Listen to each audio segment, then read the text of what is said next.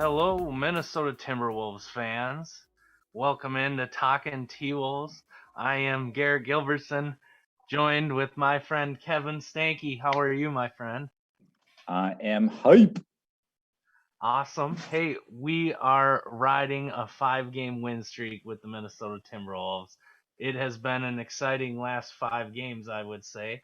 And tonight we take on the Charlotte Hornets to extend that win streak to 6. Before we get into talking about the Hornets game tonight, what what is your favorite takeaway from this 5 game win streak here?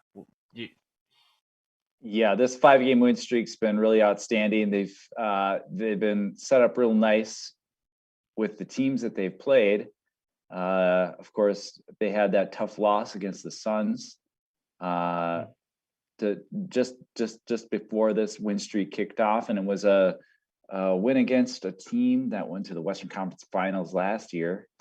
And it seemed like they were going to win that game for most of the game, and then they just kind of dropped it at the end. Even though it was a loss, it was not one of those deflating losses that we've seen from the Timberwolves quite a lot over the years. So even though they got the L on that one, they learned their lessons by taking the Kings, the Spurs, the Grizzlies, the Pelicans to town, beating all those teams by 20, 30 points in some instances. And even though it wasn't the biggest win against the Miami Heat, margin-wise, it was definitely the biggest win of the season for the team this last game against the Miami Heat. I agree. I really enjoyed watching the Miami Heat game. It was fun, dude, to see them just hustle and out hustle the Miami team, who's a pretty good defensive team. But the Timberwolves looked so much better than them on the defensive end. And then getting to watch Anthony Edwards just kind of take over that game. And there was one point in the game where Jimmy Butler ripped the ball out of Anthony Edwards' hand as he got a foul, or it might have been an offensive foul call on Anthony Edwards. And Butler ripped the ball from him, and Anthony Edwards gave him a little shove, and like it wasn't malicious by any means, but it was like the body language Anthony Edwards had was like, "Hey, dude, like don't try and get in my head." And it was clear Jimmy Butler was trying to, get into his head a little bit, show him a little gamesmanship and competitiveness that Butler is known for. And Anthony wasn't having any of it. And that's like, I think that happened before his monster dunk. That wasn't a dunk. And we can talk about that. But it was a fun game to watch from that point of view of like seeing Anthony Edwards say, "I'm the best player on the court, Jimmy Butler. Watch what I can do," and he proved it. Exactly. I mean, the game on Wednesday night was sold out, and the Timberwolves are actually, we just looked this up right before we started, they're third in attendance per game in the league. And Miami Heat game showing a big reason why. The team's been on some really high highs and some really low lows. Right now, we just got to ride that wave, man. We got the high right now, and Yeah, and seeing that play where they got in that confrontation, and Anthony Edwards did not back down from it and took advantage of the situation to show why he is the leader of the, not this team, just the whole court tonight. And that was definitely a moment unbelievable that they called a double technical foul each yeah, on Butler and Anthony Edwards, but really putting both teams on warning too, making it a little bit easier for the Timberwolves squad to be able to, like, it wasn't too long after that JB was getting in with some rando in the audience, and like, how are you yeah, going to let that affect you? I a lot of people like to say things like Jimmy Butler was right, but he's never going to stay with the Timberwolves. He was never going to go along with what we were doing here. So the only thing he's right about is that, he wanted to quit on the team and go to Miami. So, if you can't blame a brother for that, then then he was right about that. But, still, I don't think you can give up on your team like he did. And that's why, that's why that we got this great rivalry. Some people want to say that we should get over whatever beef we have. Hey, man, this is what gets us up in Timberwolves Nation, and being able to win 4 of the last 5 against Miami Heat when they have Jimmy Butler, and that's what I'm gonna get hyped for, and that's what I want to see. I'm watching that 3-time, that the game they played where the 3 Wolves blocked him on the final play, and he pretended like he didn't know how to land on his feet. Watching him bark at people in the audience. This is, make what you want about it. It might not be X's and O's, but it's exciting, and that's why I watch Timberwolves basketball. Yeah, it was exciting to see the whole team really rally to kind of put it to Jimmy Butler and let him know, like, hey, we're not going to let you badmouth Carl or talk crap about, this team's culture, which he's done in the past. Not that he said anything before the game, I don't know, but in the past, the way he spoke about his time in Minnesota, it's clear that Cat and D'Lo and Anthony Edwards and the rest of the team are going to show and wanted to prove to him and the Miami team, like, hey, we're for real. And they did. And they extended it to a 5-game win streak. They put it to him. The cool thing in that game, too, that I really haven't read much about is that Carl kind of got in a lot of foul trouble in the first half, right? He only played like the first 6 minutes or 7 minutes of that first quarter. Well, it was kind of funny because both teams Carl Anthony had spent some time on the bench with 3 fouls early, but Kyle Lowry also he barely cracked 15 minutes because of his foul trouble too. So we're also looking up some other really interesting defensive stats before the show here today, seeing that the Timberwolves lead the league in turnover percentage as a defensive team. They're getting the turnovers off the team, but they're also getting the most fouls in the league, and so there's that disparity there. But as the NBA starts to respect this team, I think we're going to see that foul meter be a little more fair, hopefully, on the squad, and start to see a lot more W's. Yeah, their turnover differential has been awesome. Their turnover rate, the amount of turnovers they're able to pull playing their good defense is unbelievable. And a big part of that has been Jared Vanderbilt, right? I mean, his hustle since they put him back in the starting lineup has been amazing, and it's just he is just all over the place, and his ability to get rebounds, tip the balls back to himself, or get a hand up in there and cause a deflection that turns into a turnover going the other way and turning into points is just awesome. And Jaden McDaniels as well has been a big part of the turnover percentage being so much in the Wolves' favor, right? A big part of what Vanderbilt's doing out there is like he's getting offensive rebounds. Like, they're figuring they know what to do. Like, the team knows Vanderbilt's down low, they can put up a crazy 3, and that he can probably get it, and that they all just camp out around the 3-point line while he picks that up, and the rest of their opponents, kind of scrounge around for that board.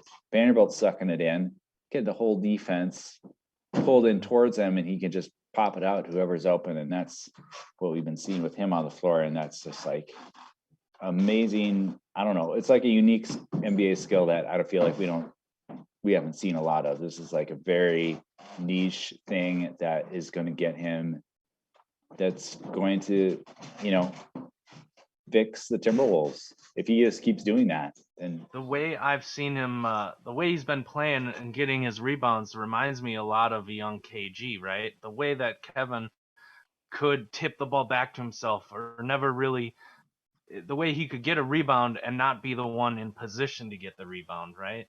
Uh, his length and his ability to just get a hand on the ball always is very similar to KG's or a Dennis Rodman, if you will. And those guys are Hall of Famers. I'm not saying Jared Vanderbilt is, but I'm saying the way that he's able to pull these rebounds down at a high rate is just phenomenal, and it is helping to change the team in the right direction. Um, Another really bright spot in the Miami game in particular, and hopefully in tonight's game too, is a birthday boy, Malik Beasley. It's his birthday today. He oh, might get the nice. start. I don't know what the starting lineup is if it's been released yet, but he had how many? Did he have 30 points against Miami? Oh man, definitely had a season high sitting at in that game, 29 points, Yeah, 9 for 29. 19 from the field, 5 for 13. But big part was the 6 or 7 from the line. That's what you love to see from a guy taking a lot of shots, is being able to get to the line and also making those shots when he gets to the line. He was plus 12 for the night, sitting at 29 points, being dependable. So let's hope he keeps that up. Happy birthday, Malik. Yeah, I hope he can keep it up. I'd like to see his 3-point percentage get a little bit better. He did miss a lot of open 3-point shots against Miami too. I'm happy to see that he uh, was able to knock a few more down. But man, it was good to see him kind of get right with his shot. And then tonight, if he does start, because um what's his name, Patrick Beverly is hurt. He's got a shoulder injury. They said that he's going to sit for a couple weeks and then get reevaluated. So who do you think? Is it Beasley that fills in Beverly's starting spot, or do you think they go in another direction and maybe bring Jaden McDaniels back Oh into the yeah, starting lineup? it'll be interesting to see what they do. I would put my money on a defensive player. Either McDaniels or Prince. Prince is a little bit, can fill that role a little bit better than if you're trying to find someone to take over Beverly's spot. Hmm. So I would expect, McDaniels or Prince to probably get the start, but Beasley to get more minutes, just like he did against Miami. It's like just finding the right groove. Beasley coming off the bench is going to be a spark for him because and I don't know if they're actually going to do that or not, but that's what I would do if I were Coach Finch, just because he's gonna be that offensive spark plug off the bench, Yeah. exploiting the other team's second unit. So let's hope that's what we see tonight. But I wouldn't be surprised if they did start him.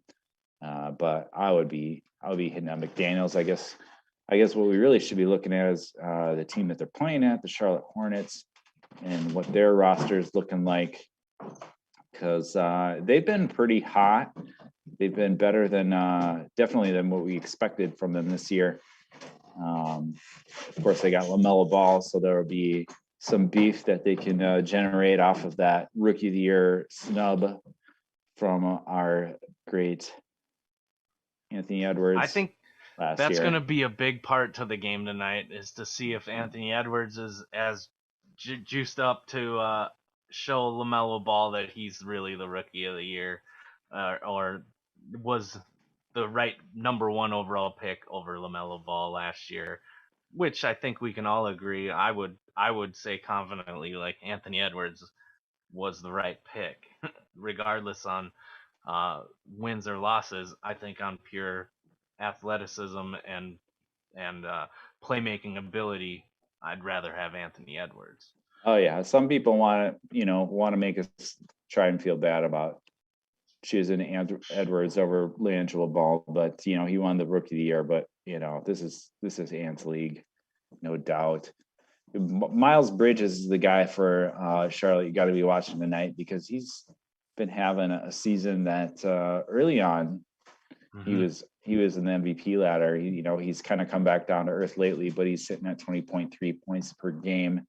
LaMelo Ball actually still up there, kind of competing with him as far as the best player on that team, and Gordon Hayward and Rozier, Oubre. I don't know. I think even though this team is sitting at a pretty respectable record, definitely above 500. Not come up with the exact record right now, but I think this is a very beatable team, and I think that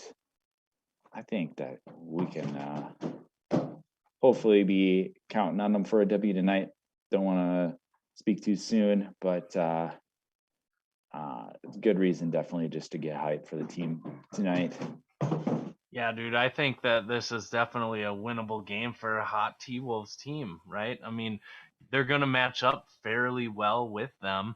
Um, and I think it's kind of a cool, fun game within the game to see Anthony Edwards and LaMelo Ball play against each other. Let's see what Miles Bridges and Karl Anthony Towns, how they battle to each other, and you know, Cat should be the better player there too. Um, how about the two brothers, Jalen and Jaden, get to play each other? I don't know how many minutes Jalen McDaniels has been getting on Charlotte. Oh yeah, he's bottom of the depth chart. But I think what the most now that I'm looking at what's happened here tonight, their starting center is Mason Plumlee, Mm-hmm. who's not like his top starting center in this league at all, but he's out. So they really do not have another center. I am expecting Karl Anthony Towns to feast this evening, like it's leftovers, and he's got to clear the fridge. This is Yeah, going to be a delicious, delicious Carl dessert. is. He's getting all the pie and cranberry sauce tonight. This is He going to did be a not fill killer. up yesterday, and he is still hungry. He's got room left to fill that belly. I mean, they don't unless they sign somebody in the next couple of minutes. I'm pretty sure that this is going to be a 35-point night from Carl Anthony Towns, That and would be good to see. I That would think be very good I to think see. if you I don't bet money on sports, but I'm thinking about it right now. I don't know what the over under on that is right now, but I want some. I want some of that. I agree, dude. I think this is going to be a very winnable game tonight. It should be fun to watch. Um, let's all enjoy the game. Let's all enjoy our Wolves and see them continue to improve.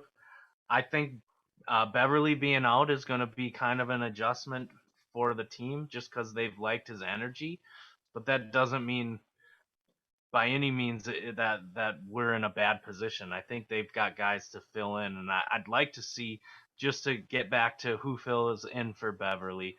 We're gonna see more Jordan McLaughlin, I'm sure, um, coming off the bench. I'd like to see some Jalen Noel play a little bit more, or even get the rookie Balmero in and see what he can do if what he's been doing when he plays down in the G League can translate into the NBA because he's been pretty good in the G League to start this year.